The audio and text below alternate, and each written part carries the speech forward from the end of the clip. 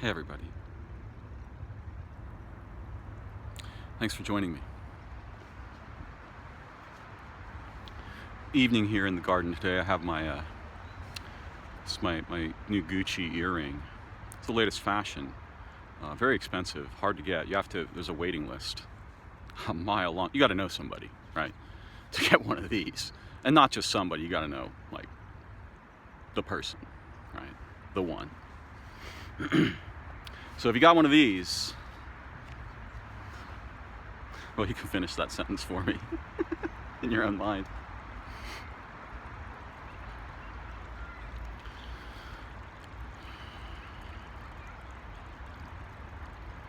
The world is still profoundly beautiful and alive today.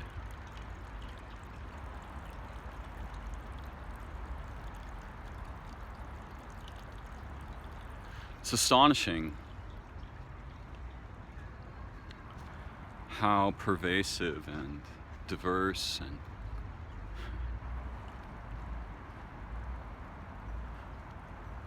in my view,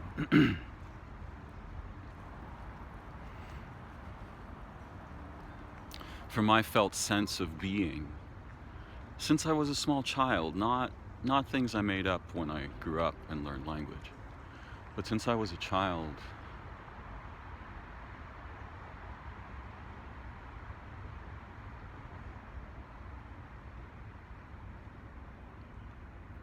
I could trust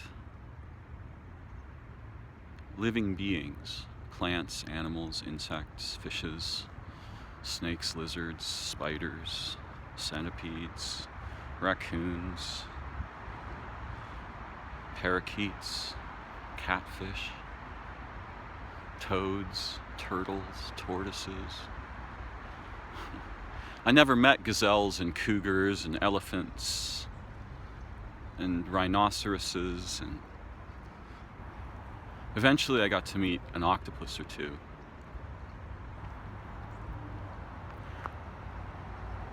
But when I was with them, I felt something. There was an oxygen there that was missing from my relationships with the humans, and from the humans' relationships with each other, and from the humans' relationships with living places and living beings and things.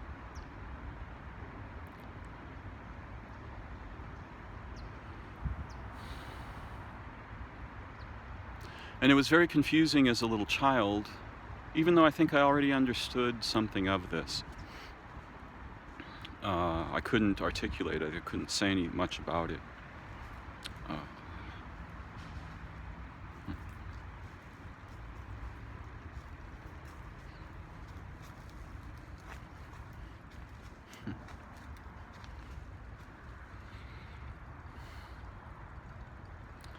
I had the great good fortune to be born gentle.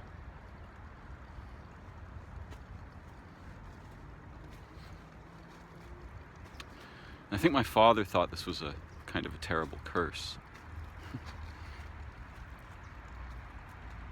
Coming from his background in the times he lived in.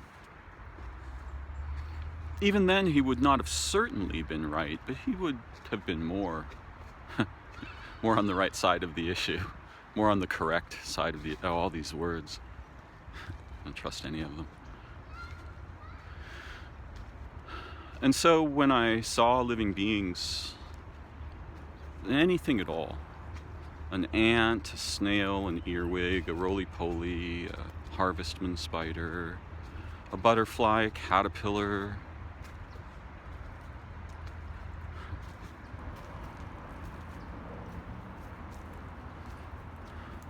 I might as well have been religious, because it was as if I was looking through a living doorway into the place where all beings come from. And a place where they're all together, always. And there's no other way to be.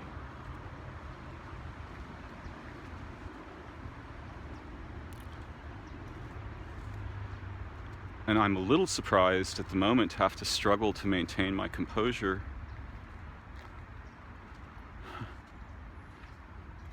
And maybe it would be smart if I didn't, but not sure how my listeners will be assisted by watching me collapse into a mushy, teary, weepy, childlike, gentle, adoring human being.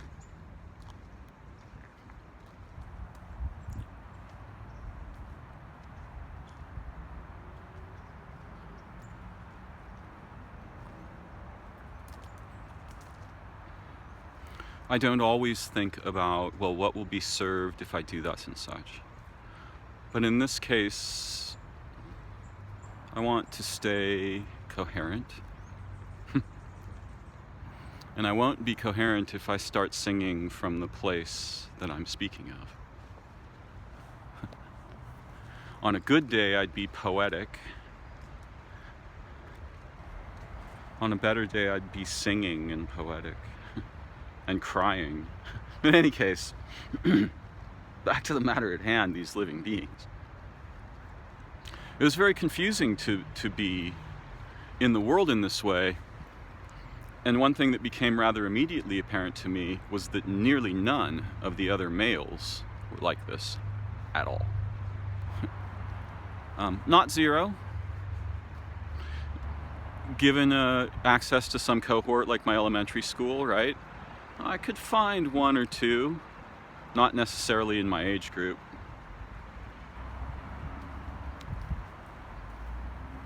That were inclined to be gentle. And they were sensitive not because we are supposed to be, or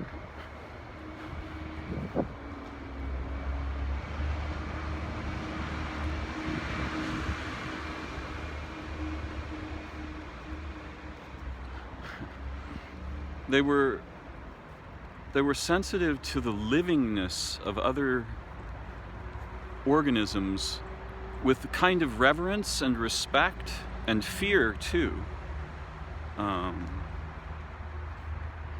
But it wasn't a put on. In fact, it's a really tough thing to simulate or mimic. If you're with someone who's authentically sensitive to living beings, be tough to mimic. There might be some extremely skillful sociopath that could pull it off. I've not seen anything like that. Perhaps it doesn't really matter. It can be badly mimicked all kinds of ways.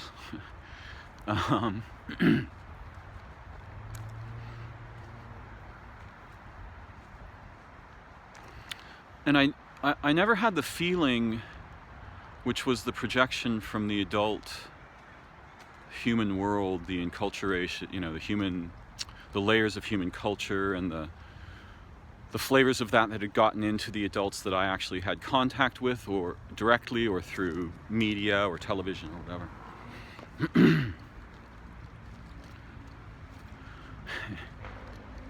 There's this peculiar question in English that we might want to pay a little more attention to under some circumstances. What's gotten into you?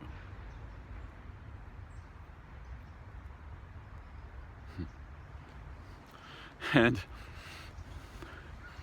as an Italian, I'm going to add a little codicil to that. And what the fuck did it have to push out of the way to get there? So I can mimic my father's sort of serious East Coast Italian thing, and maybe there's even a little piece of it inside me. I think there's little pieces of everybody inside me, so which leads off onto the bridge topic of, do we have different kinds of minds, and can we cultivate different kinds of minds? And of course, yes, I think to both. The idea that we have a single mind doesn't make sense. The idea that there are hard divisions is also confusing. Something more peculiar and perhaps more nuanced is afoot. But when I saw the living beings, the little insect, the bee, and of course, you encounter these things through two lenses, right? One is sort of the original self as the child, the animal of you, learning what it means, for example, without any words being involved at all. That if I touch the small insect, I may wish to pet it, because that's what I learned in my culture, was to express love by petting things. So I wanted to pet fish, right? I wanted to pet frogs. Not good for frogs to be petted. I wanted to pet anything. I wanted to touch it. I wanted to hold it. And of course, this resulted in case someone accidentally gets the idea that my walk in nature has been just filled with wonder and beauty. Nothing likes that. That's not.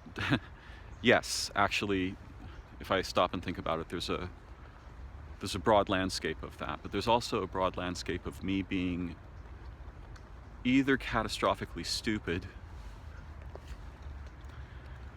too frightened to participate in the way, in the door that has opened for me, and so I turn it into some other kind of door and then relate with that thing to disastrous consequences, often, particularly for other living beings. To that list I can add ignorance, even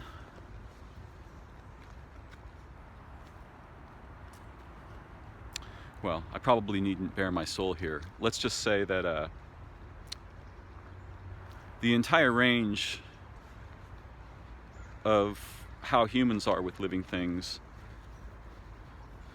I have not explored, but the beautiful and the accidentally catastrophic and the killing of other living things I have explored. But when I was very small,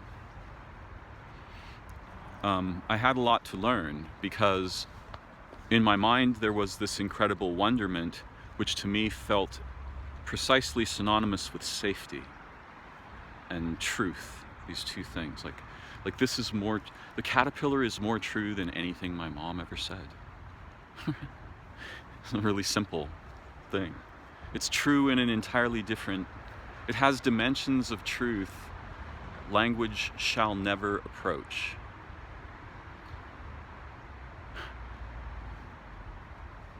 The ant, any small creature, and it's alive, so it's not just a library of sort of,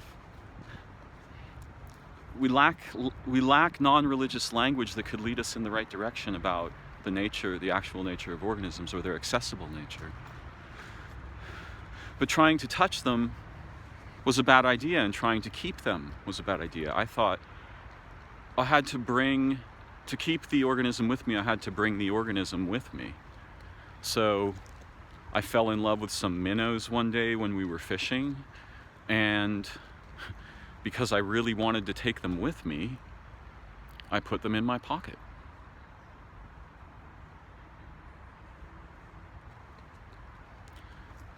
And mostly forgot about them until, I don't know, I was 4 or 5 or something, till an hour later.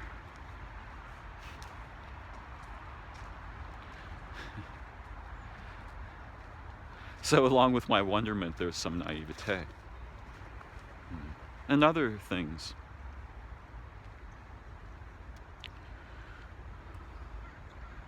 And eventually I came to understand that while this wasn't entirely special to me,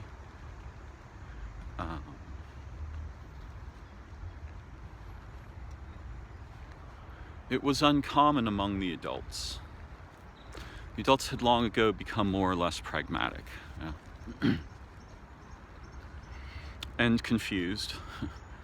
And they taught their children and influenced their children and each other and everything to keep relating with living beings as lesser things. And this is one of the things I wanted to share, was that when I was little,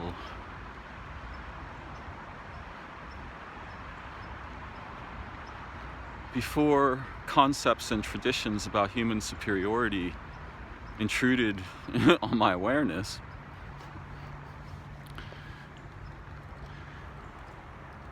it was extremely common for me to have experiences of other living beings. I'm just watching the hawk fly in the sunset light.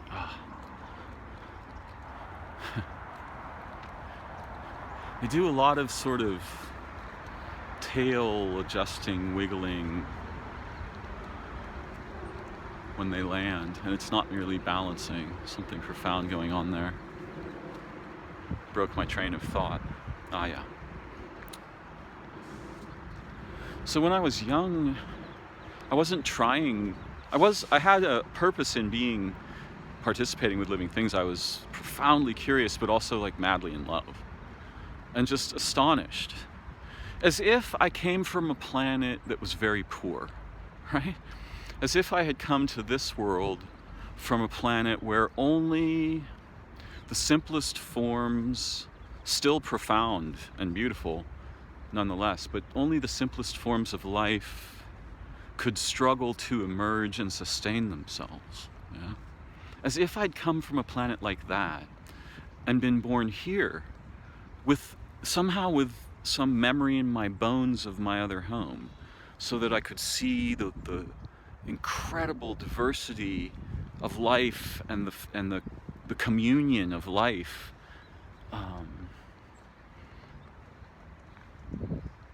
from a perspective of having been extremely impoverished of this, and valuing it maybe above, well, any common thing.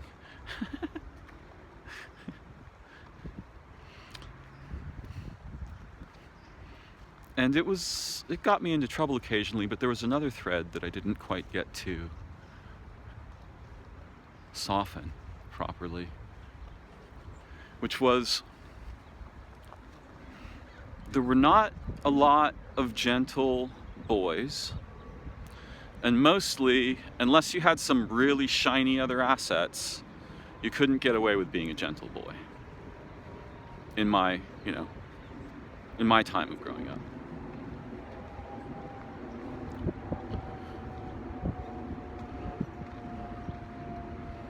If you had some other assets that won you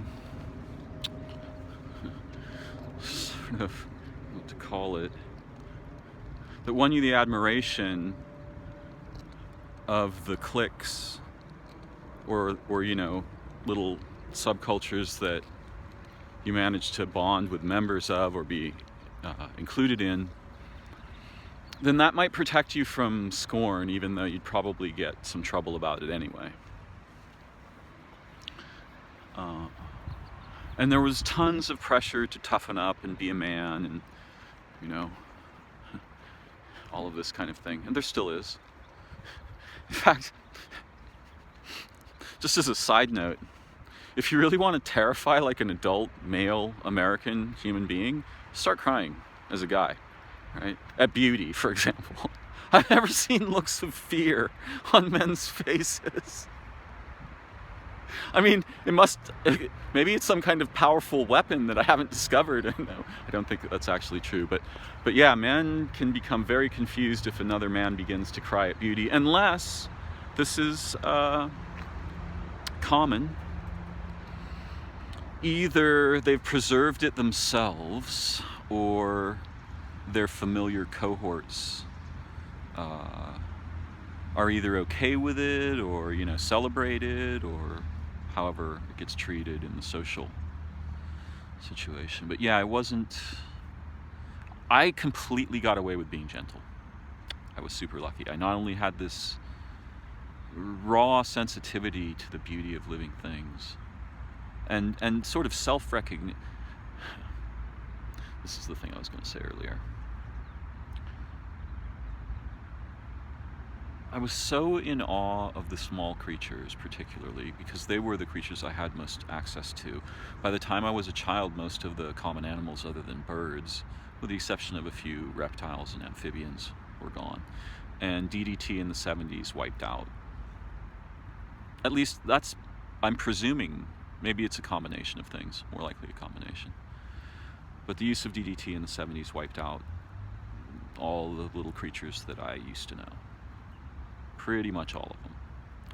There used to be 30 or 40 species of amphibians in my grandmother's small backyard. 10 years later, there were 4. 10 years later, there was 1 or 2 occasional interlopers. And lots of insects and birds. This is one of my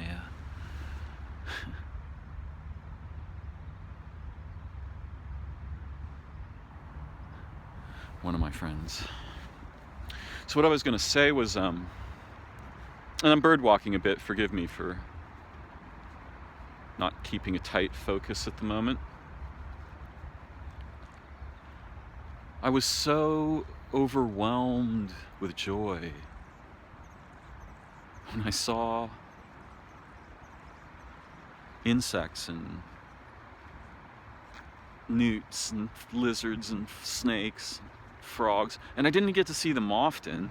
Not the more exotic of them. Snakes were pretty exotic. I could find some frogs once in a while, or a toad, maybe a skink, a blue-belly lizard, but snakes were rare and kind of mythic encounters for me. And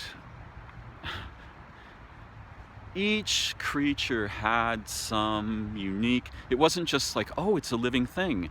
It's that each creature had some unique inner form or essence, right? That communicated it, that was accessible to my awareness in a way perhaps unique to me. So I think this is an incredible blessing to be born with something like this being natural to me, and also to have had parents who, at least my mother encouraged it deeply, and I think was charmed by it. My father was much touchier about the whole thing because obviously his job is to ensure that I can become a man, and he was extremely concerned that my sensitivities would hobble me, right? It's a complex story there. My point, however, is that the unfettered joy and reverence and wonder with which I beheld the praying mantis, little Chinese green mantis in my backyard,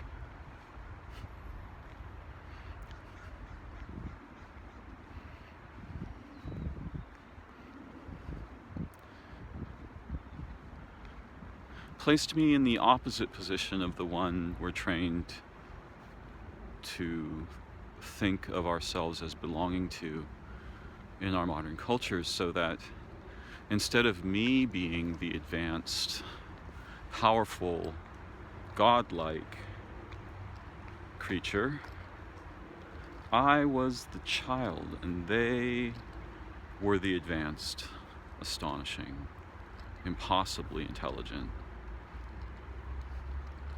gentle creature. And by gentle, I just mean the praying mantises don't attack me, right? The bees don't attack me, the wasps don't attack me, and when they do, there's something's going on that has to be paid attention to, if they should. So I saw them as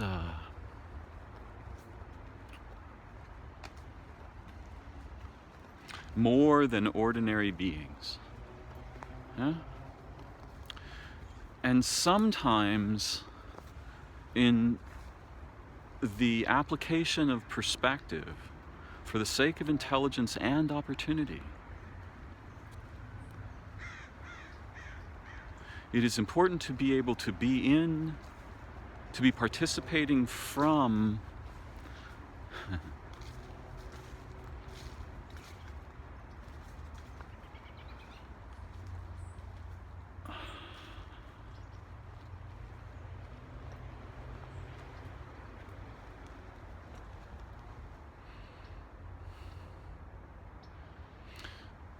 From a place that is authentic,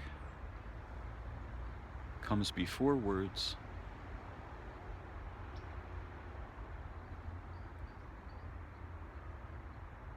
is rich with enthusiasm and maybe even some fear.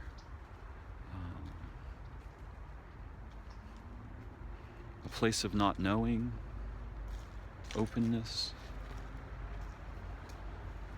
And sometimes we want positions like this that give us, that return new forms of liberty to our minds and our senses.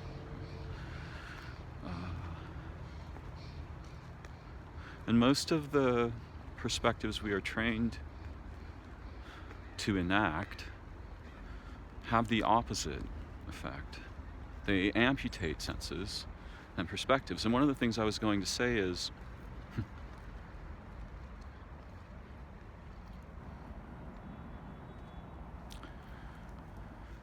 we don't really have a word for how I felt the class of phenomenon that living things belonged to for me.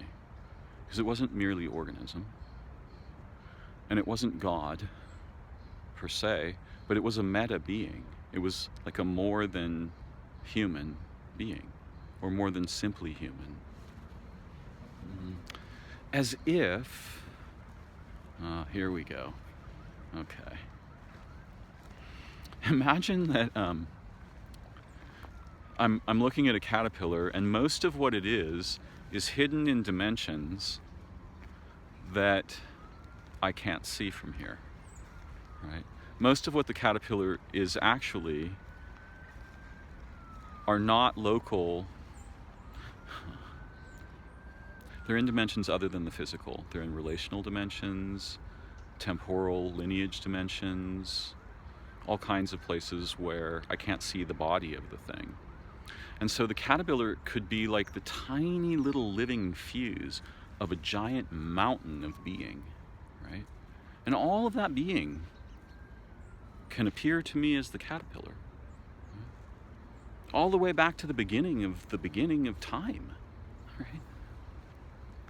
For there's nothing that does not share that quality. But the living beings are very peculiar in how they embody it. And this peculiarity is part of what I was on fire about and could not speak of then, and must still struggle now to speak of.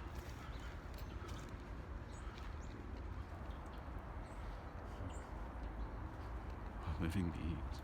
So I could sense that the very tiny creatures, it was as if they were gigantic in another dimension, and we being big, it was as if we were small in the dimension that they are big. And this is the kind of thing a child could maybe even say, almost. I wouldn't have been able to abstract the derivatives properly as a kid, but I could have said, they're big to me, and I'm little to them, maybe, on a good day. And that perspective, whether or not it is a fact, is not the question. What I needed was perspectives that would lead me to terrain where it was possible to understand things that are otherwise you can't see them. You'll never come across them. They're hidden things. And they are hidden by the artifices we traditionally transmit and propagate and mutate. They're hidden by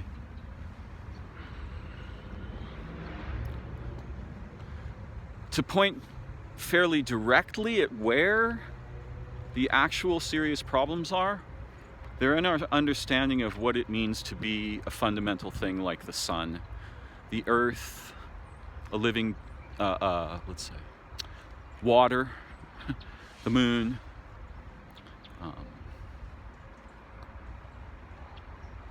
the rabbit, the earthworm. Our class, the structure of the classes we use to describe organisms to ourselves commonly and to each other is not only missing whole classes, the ones that are left are badly artifacted. They are mostly empty structure, right? And that's a story that I can't chase at the moment. I've chased it before, I'll chase it again another time. So if we have a perspective from which we can be in the relationship, oh, I am the small one, right? My people are the new people around here. All these other people, without exception, there aren't any others newer. Well, not at the macro scale. There's all kinds of new stuff at the micro scale. And there's, novelty is still in the game. My point is just, we're really new. And we, as much as we have narratives about our origins and such, we actually don't know them. Though some people treat the question as resolved, I certainly don't. No. I mean, the kind of knowledge we have in our modern lives is probably so new that it could be reasonably said to have arisen in the past 150 years or something. In any case, a useful perspective can be much better than facts because you want your imagination in the game. Or not the game, but you want your imagination accessible to your senses, right? So that your imagination, you can use your imagination with your senses to extend your senses and your imagination.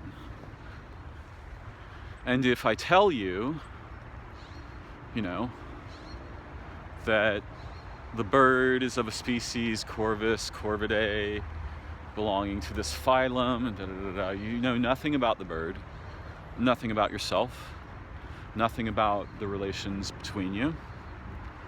That reminds me. I know a couple of birds around here.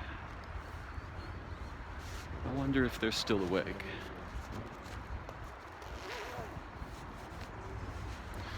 I saw the living creatures as greater than me in many ways that I couldn't speak of. I still do. And yet,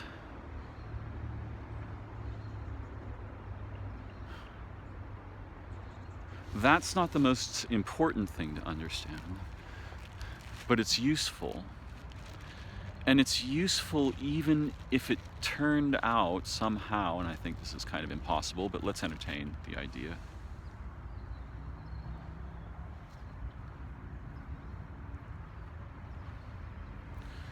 If it turned out that somehow it could be proven that this is not the case,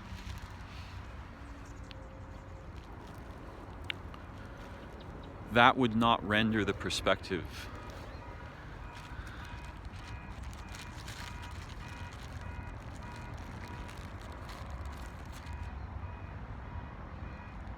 fraudulent. It would not render the perspective's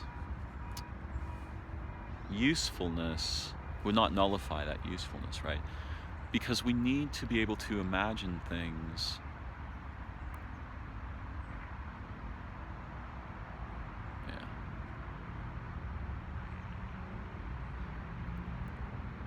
For rationality to work at all, it has to be encompassed by imagination.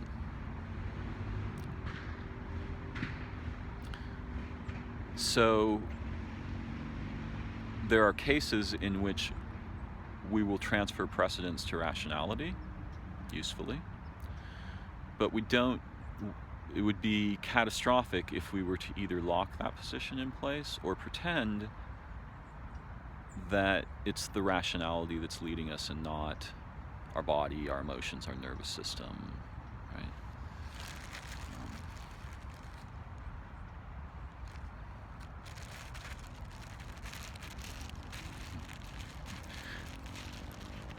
So even if the tiny beings aren't gigantic in 5 dimensions we don't have language about, I say to you they are, as myself, right? You don't have to go along with me or believe me or adopt my position, but the position's useful even if it's wrong. because it will give us access to ways of being in relation, faculties of relation. This is something they should teach us about as children. That without imagining something like that, we have no opportunity to explore. And in fact, we'll tacitly believe to be nonsense. Right? This is the whole... This is the part of the wrapper of the package of identity we inherit. Right? Insects don't have essential being that you can connect with and participate with. Really? I mean, even pragmatically, that assertion is pretty easily decapitated. I mean, pollination by itself, all of the contributions of... We would not be having the conversation if X number of enormous populations of organisms were not producing oxygen.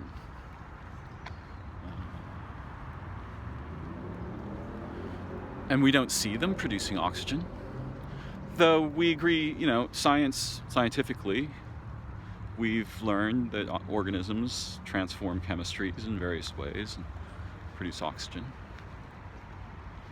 Or at least that's our current narrative. Perhaps later we'll learn something even more astonishing. It's funny, here is the last traces of a phenomenon from the previous moon cycle.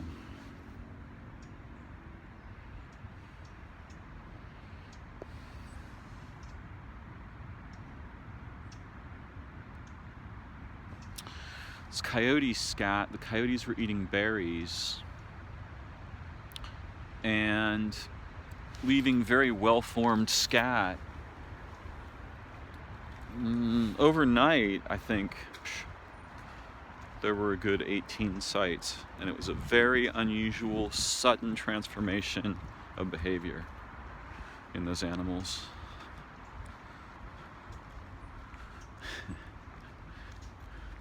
And I pay attention to those kinds of things. I don't always have a narrative about them. And in fact, I often try to resist forming one, though in some cases I need to. Because sometimes you need a model to get to the next, location in a mystery. But yeah, there's living language here all around us. And we have, as human beings, I think, an astonishing gift, a library of gifts that are, they were born and emerged in the pool of other beings on Earth over time, together. One ship, reasonably a single, extremely complex organism. And we have very unique abilities. We can bridge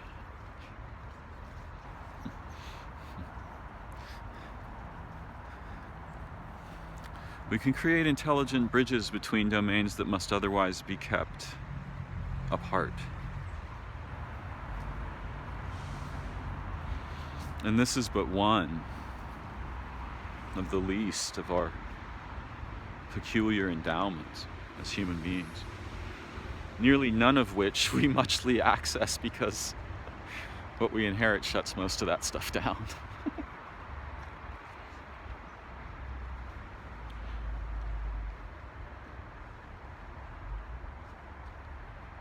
What I did learn, and I'm not afraid to talk about being a boy or being a girl from my own direct experience, and I never will be.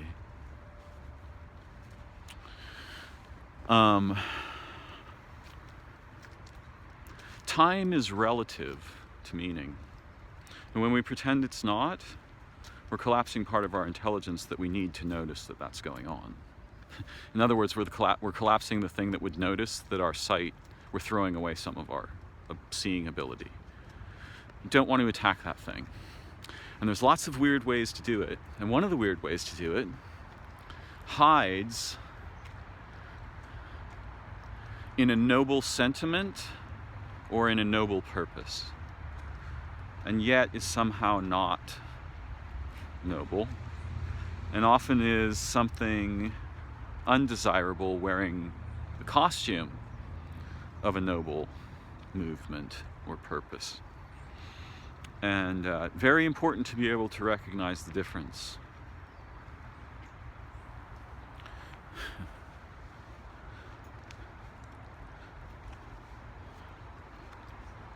The coyotes, among other things, I think there was a non-ordinary aspect to their behavior in the last moon. And I paid very close attention to it.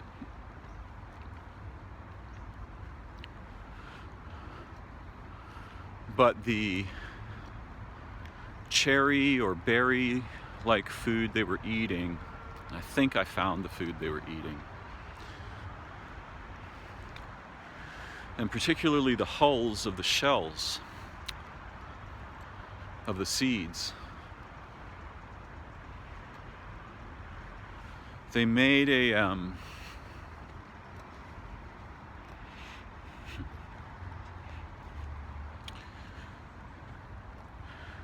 as the coyotes digested the food, it formed in their intestines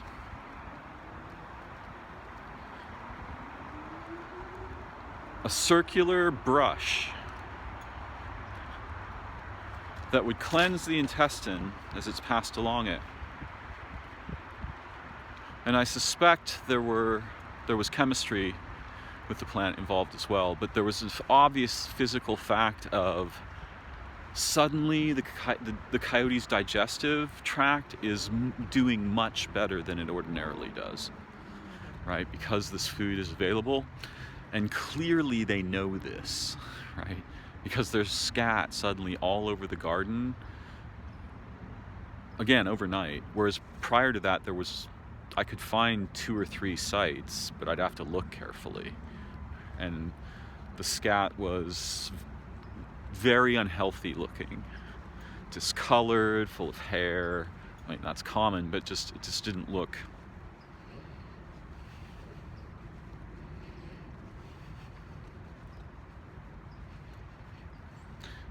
It looked like their digestive systems were struggling, right? And the berries were the opposite of this. So I think they get some kind of a cleanse going on. There's much more significance to the situation than merely that. But I'm curious about all of the animals, and I've never really had a chance to be around animals like coyotes before. And it's a little bit spooky, but I love them. One thing I did discover is that although not many males were either born gentle or survived the attempts to script them out of it, but a goodly number of females were mostly gentle. There might be exceptions. They might have some specific animal or insect that particularly creeps them out, to which they just feel like, confused about why they're in a world with things like that. Some of the old fears in humans run deep. The women have perhaps, or at least when I was younger, it was traditional for them to, be sort of traditional things for women to be afraid of. And if there was something traditional for men to be afraid of, it was being like a woman. In other words, being gentle. being heartful, having compassion, saying no to cruel behavior. Now, I mean, I grew up and became a regular human mostly, or at least I got the shell of one. I'm still the sensitive, gentle person inside. And it doesn't mean I have no other, right? It doesn't mean, oh, the range of Darren's humanity is limited to gentle. No, that's not. But the roots, if you go way down to the, the essence of my being, yeah, that's what I know to be down there. Or that's the, up layer expression of whatever mysterious beauty is going on in the essence of our being. But yeah, the girls were gentle, and they would tell adults or boys or whoever not to be cruel to living things. And I think part of that cruelty was a response to fear and sensing in some way that the thing you can crush or shoot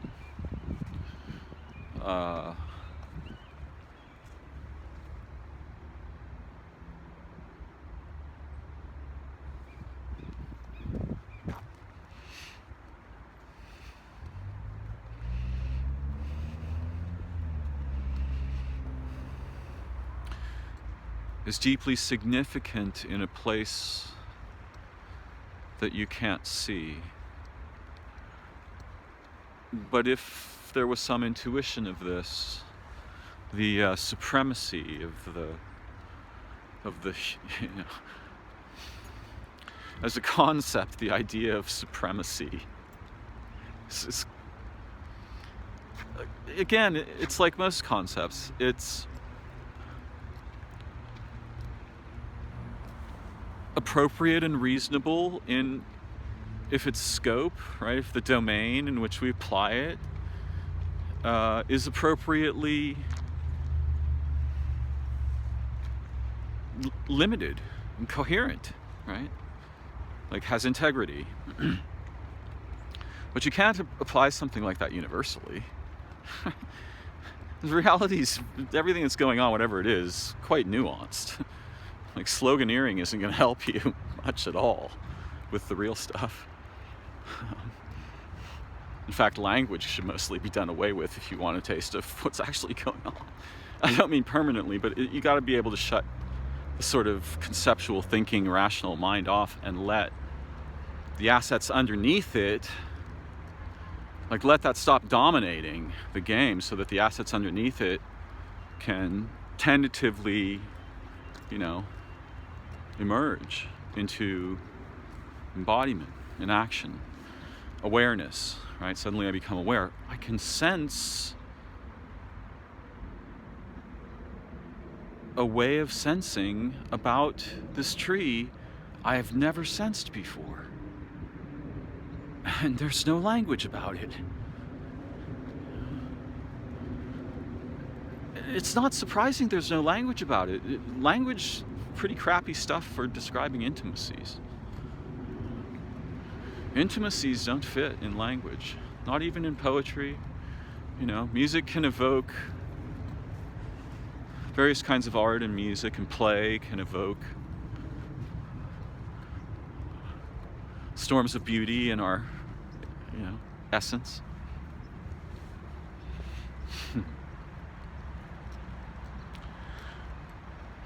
But yeah, it was easier to find companionable minds with females because more of them were gentle. And it gets really old, even if I had status with guys because I was playful, good-humored, mischievous, pretty smart, right? I could read really well. I had certain gifts. So I mostly had respect from the guys.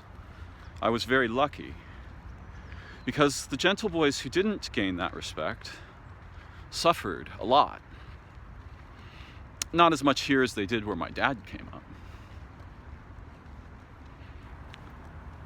But I realized that it was in my childhood, then, there, where I lived in that time, 70s, late 60s and 70s.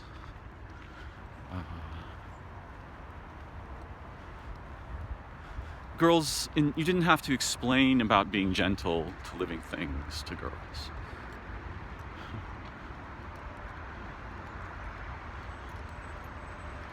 Most of them innately understood it, and there were exceptions, but it was traditional. Or, I think that's not the right word. I'm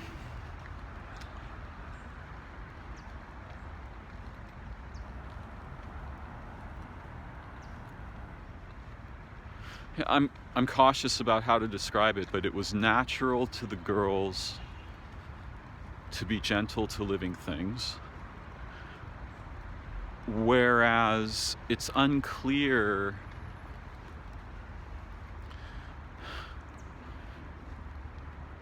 it seemed, I guess the boys have to learn to kill, don't they?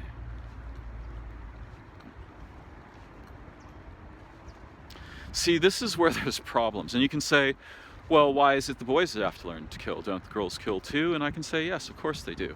But back then, at least, and in many cultures, it's long been traditional, which would mean that you can think whatever you like about the genders and their proclivities.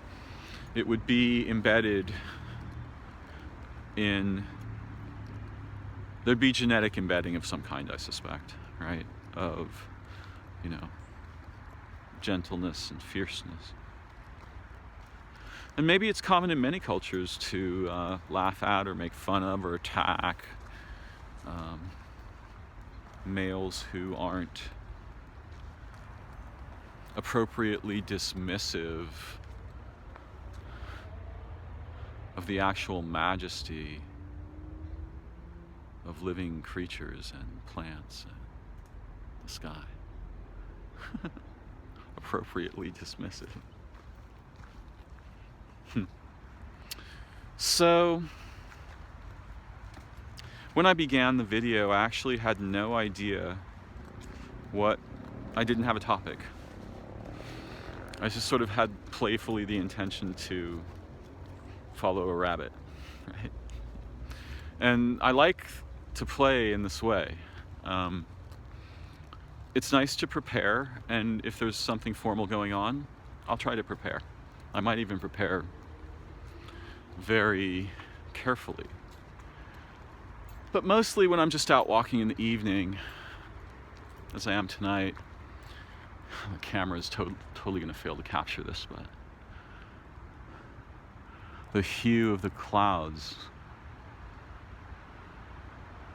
gets this pink, magenta, pinkish.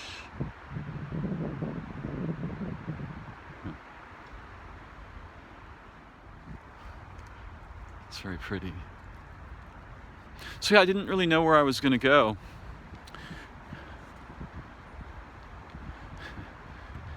Now, I think I had good intuitions as a child about the living things. Or maybe even instincts, even though I really dislike this word. But now as an adult, I can understand things about the nature of life, organisms, the earth.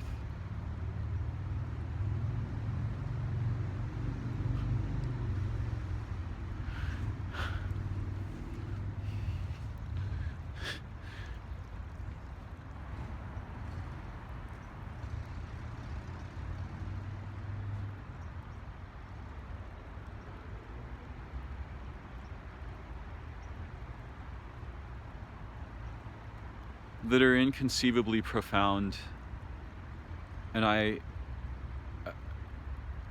hesitate to say anything about them because their depth and their nearness, right? They're like right next to our fingertips, and most of us will live and die and never even taste the nearby presence of this. But what's going on here on Earth, and I'm not claiming to know what's going on, I'm claiming to have had glimpses that were meaningful and matter, which I think is natural to everyone. It's a matter of degree.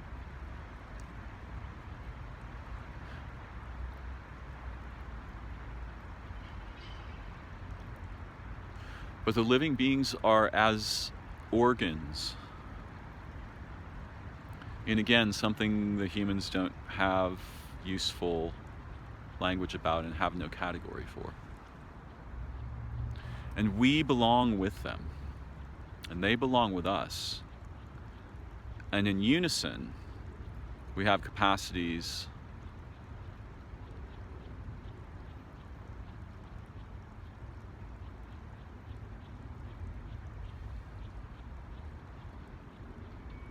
that would silence the myths with awe.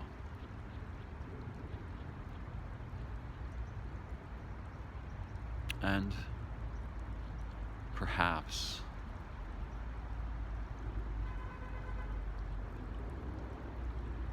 simplicity.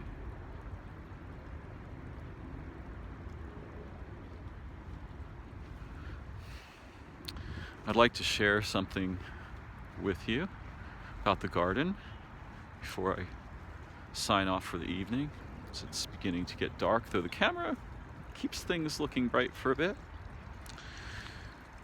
So we have here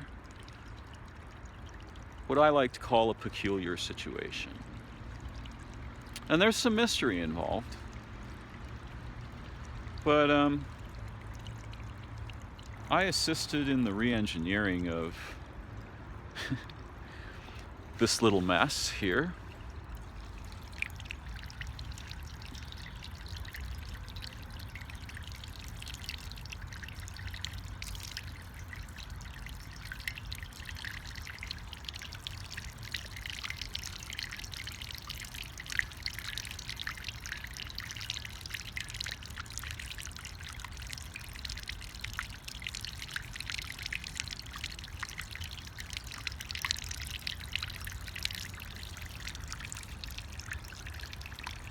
And it makes the most beautiful tinkling sound. It really makes like this musical tinkling sound.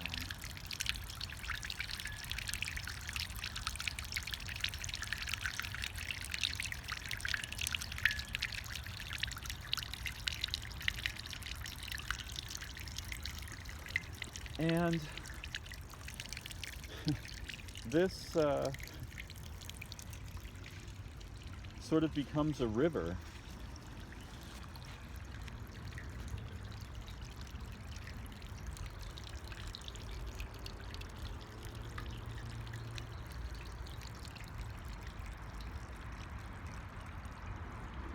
And the river becomes a canyon.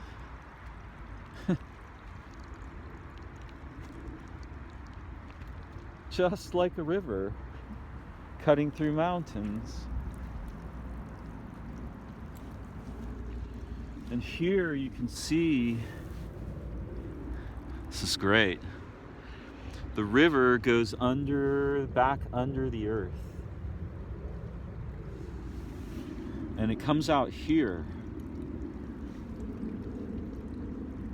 And then, I have to go around here.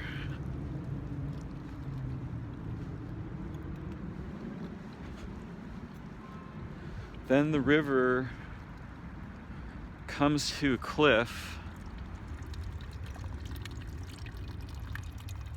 and there's a waterfall, though you probably can't see it very well.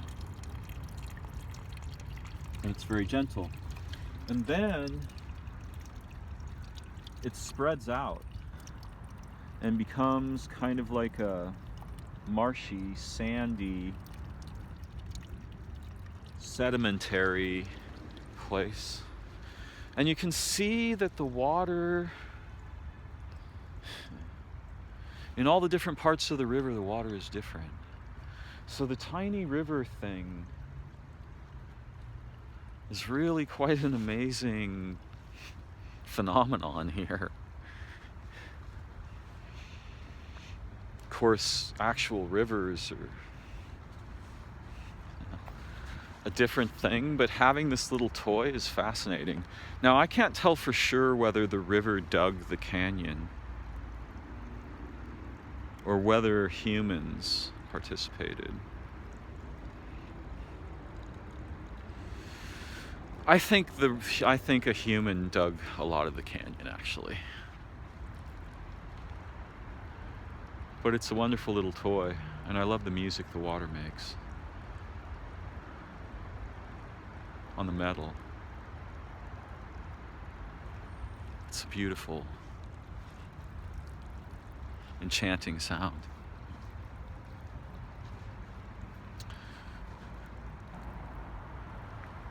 Well, the sun is setting. Day comes to close. Well, the night comes to an open. Is another way of saying it. I wonder if the coyote will, wonder if I will see the coyote that lives near here tonight, or the bats, or the white owls.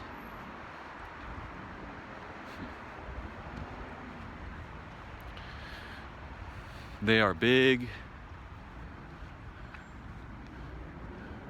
in hidden ways, living beings.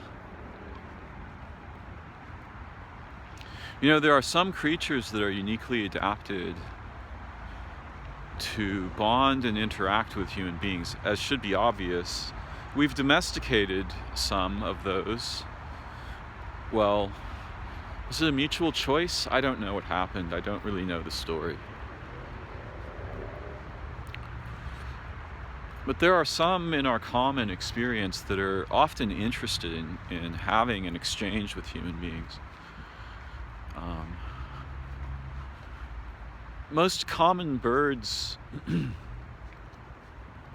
songbirds and such, they have some interest, but corvids are particularly interested.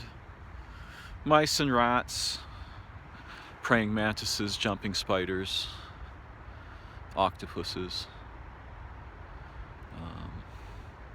ambush predators, this class of organisms. They have minds that are capable of and interested in interacting with human scale intelligences more or less directly. And so we can learn a lot from them, and I did. They've always been among my teachers, though I've spent very little time with octopuses. Snakes are sometimes interested. Lizards, not so much. But again, it's not just... None of this is written in stone, right? The way that we are in relation with ourselves, with the sky, with everything, with the living beings, this changes what's possible, right? So having a range that you can explore is very important. Being told how things are, that's a catastrophe. That's circumcision of the mind and the imagination and the relational organs inside us. The relational organs we are made to become. Wow, look at that light.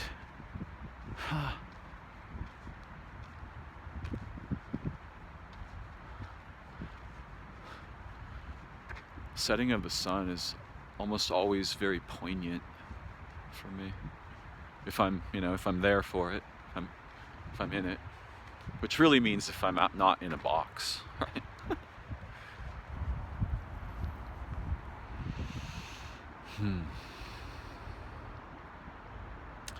Thank you for joining me today on my walk, getting a little exercise in my mind and my body.